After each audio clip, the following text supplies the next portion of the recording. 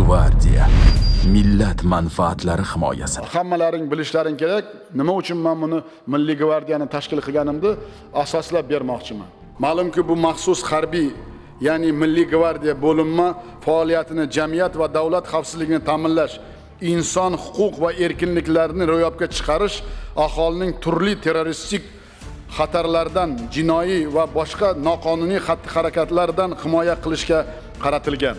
Butun dunyoda mamlakat ichida tartib, intizom va jamoat xavfsizligini ta'minlash bilan armiya emas, mudofaa vazirligi emas, balki alohida tuzilmalar shug'ullanadi. Ma'lumki, bugungi kunda biz xavfsiz shahar, xavfsiz mamlakat konsepsiyasi asosida yurtimizda jamoat tartibini ta'minlashga qaratilgan katta ishlarni amalga oshirmoqdamiz.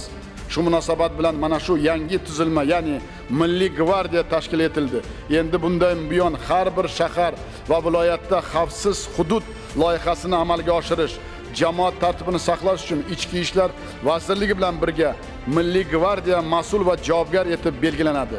Bu vazifalarni bajarish uchun Milliy gvardiya joylardagi davlat hokimiyati idoralari, jamoat tashkilotlari bilan birga yaqin hamkorlikda faoliyat olib boradi.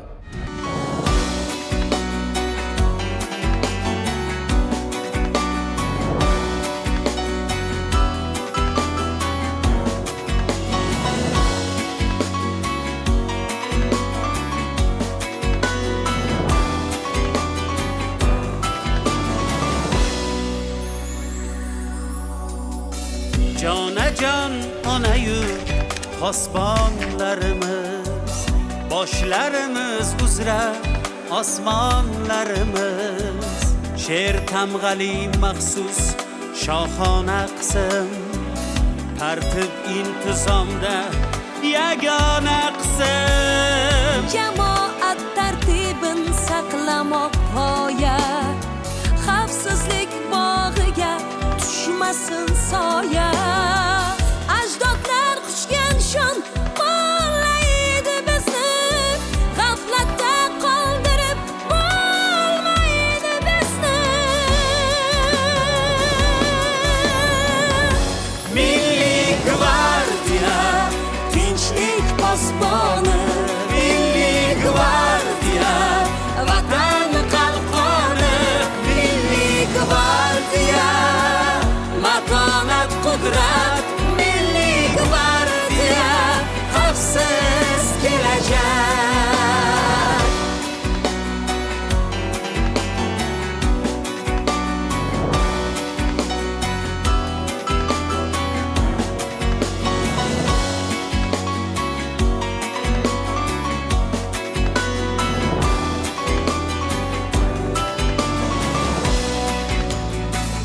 Saflarimiz tig'iz, istiqlol sabab, kelajak biz taraf, dunyo biz taraf. Faxriy unvonimiz oqlamoq sharaf, millat manfaatin etmoq himoya. Jamoat tartibin saqlamoq g'oya, xavfsizlik bog'iga tushmasin soya. Ajdodlar quchgan shon qo'llaydi bizni, g'aflatda qoldirib bo'lmaydi bizni.